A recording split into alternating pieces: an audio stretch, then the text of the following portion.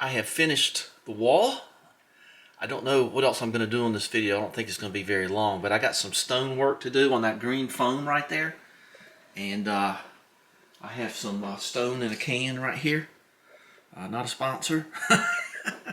And you can tell that I leveled it up, and I got some other things to do, so we'll see what it looks like from the road now. 3.2 square feet of ginstone is like $50. I would need 8 more pieces of that. That ain't happening. So I'm going to show you kind of what I did, and I think it looks fine.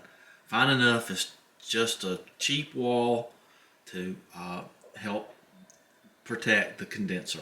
And I'm going to order me up some new bright, and I've got some down there, but I'm cleaning the coils for the summertime. And you know, I like having that stuff on hand because I use it on cars too. So let's take a walk around. We'll see what stone in a can looks like here in just a second. We'll cut right to it. We'll stop right here, and then I'll show you what it's going to look like in about 15 or 20 minutes. Okay, stone in a can. At least it breaks it up a little bit. So I just used about 3/4 of a can of brown to sort of mute the colors out there a little bit. Let's go outside and take a look, and I'll show you some other stuff I did. Just to try to make it as presentable as possible without spending another $300 or something on ginstone, which I can't see. Just paint it black. One of the things that I wanted to do before I wrapped the whole thing up was I started out measuring how loud this unit was before the fence out there. So let's take a look. Everything's off.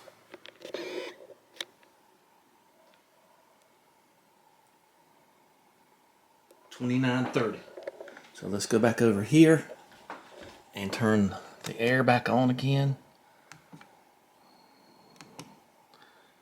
It's really cool, so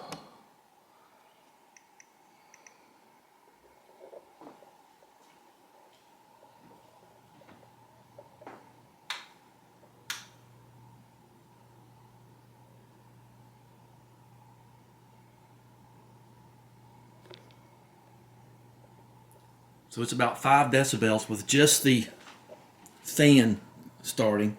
I don't think the compressor's turned on yet. Takes a minute for that to turn on with this particular system. Library bird calls, that's not bad. Me talking.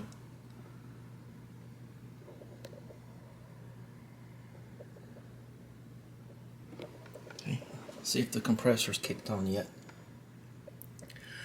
Okay, the compressor has kicked on, and let's see where we end up.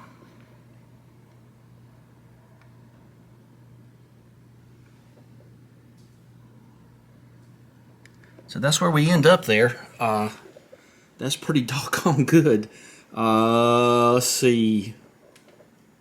I want to get out of this, and let's take our last look at this. Connect to easy start right there. Connected, all right. So let's hit status. So we're pulling 16.1 start peak. We have total starts 6. I hadn't run it in a couple of days that hadn't needed to. So that's pretty cool. 16.1 on startup. That is almost what most breakers are. 15 amps in your house, 15, 20, you might, for general outlets and whatnot. So we're going to take that as a complete go. All right, but let's walk around outside. So I'm right here at the back porch, and we're not going to look over there quite yet. Let's just take a few paces. There goes some cyclists out there. I guess this is as good a place as any for them. Share the taxes. Road. Get your own road or get out of my ways. That's the way I feel about it mostly. All right. Oh, the mail carrier was here. I missed it. Okay, let's come around and see what it looks like.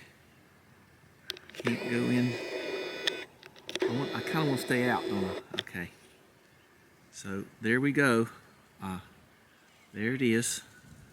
I can't show any more to the left than that. So let's look at it here.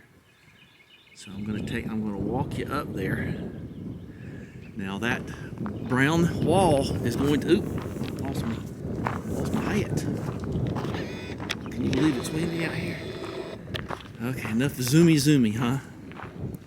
So I just painted right there with stainless steel, and I sort of just dressed up the brown at the bottom, and I tried to make it a little bit less, I don't know, intrusive from looking at that light from the inside. But you can see I sort of sprayed some camouflage on that conduit pipe going up there. It's like the 9th time I've painted that dryer vent, but I'm tired of it. So all this copper work is done and stapled in, and this is all I can see from the inside. So I don't have to worry about doing down there unless I want to get some more stainless steel. And this is the conduit pipe coming out from the controller, whatever I never can remember, multi-air or something like that. But anyway, I camouflaged that, so you probably didn't see that from the road. And I'm real happy with the whole thing. I'm all done and cleaned up and policed around here and raked, and it looks great. And my little copper caps, and those just keep them from rotting and look good too. They'll get a patina on them.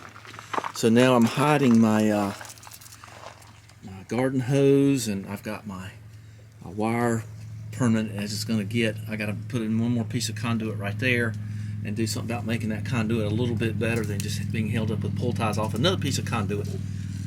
So it looks good from the road, I'm sure, and we'll be wrapping this up. I can't see doing this back wall, spending, let's say, 4x4, 16, 3, 50. It cost me $200 to just do this one wall.